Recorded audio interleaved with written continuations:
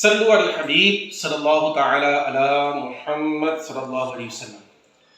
پیارے اسلامی بھائیوں، الحمدللہ اللہ پاک کا ہم پر بڑا احسان ہے کہ اللہ پاک نے ہمیں مسلمان پیدا فرمایا اور پیارے آقا صلی اللہ علیہ وسلم کی امتی بننے کا شرف حاصل ہوا۔ تو پیارے اسلامی بھائیوں، ہمیں اپنی زندگی کیسی گزارنی چاہیے، اس پر بھی غور و فکر کرنی پڑے گی۔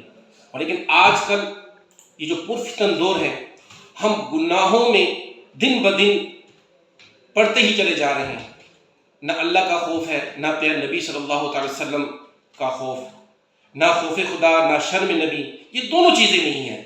تو پیارے اسلام بھائیوں، آج کل جو پرفتن میں یہ بھی بہت زیادہ بیماری پھیلتی چلی جا رہی ہیں۔ اگر ہم کسی کے ساتھ وعدہ کرتے ہیں، وعدے نبھانے کی کوشش نہیں کرتے، وعدہ خلافی کرتے ہیں، تو پیارے اسلام بھائیوں اس سے بھی بچنا چاہیے۔ ہمارے پیارے آقا مدینے والے مصطفیٰ صلی اللہ تعالی وسلم نے ارشاد فرمایا، جو شخص وعدے کا پابند نہیں اس کا کوئی دین نہیں۔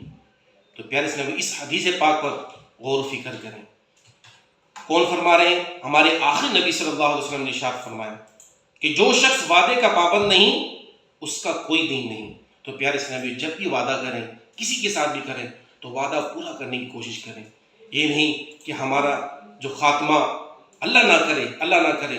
اگر اس حدیث کو ہم غور کریں، کسی کے ساتھ وعدہ خلافی کرتے ہوئے دنیا سے رخصت ہو گئے، تو پیارے اسلام بھائیوں کیونکہ مومن کا دل آزاری کرنا، مومن کے دل کو دکھانا، یہ بھی جہنم میں لے جانے والا کام ہے۔ تو اللہ پاک کی بارگاہ میں دعا ہے کہ ہمیں تمام جو احکامات ہیں دین کے، ہمیں اس کو سیکھنے اور اس پر عمل کی توفیق عطا فرمائے۔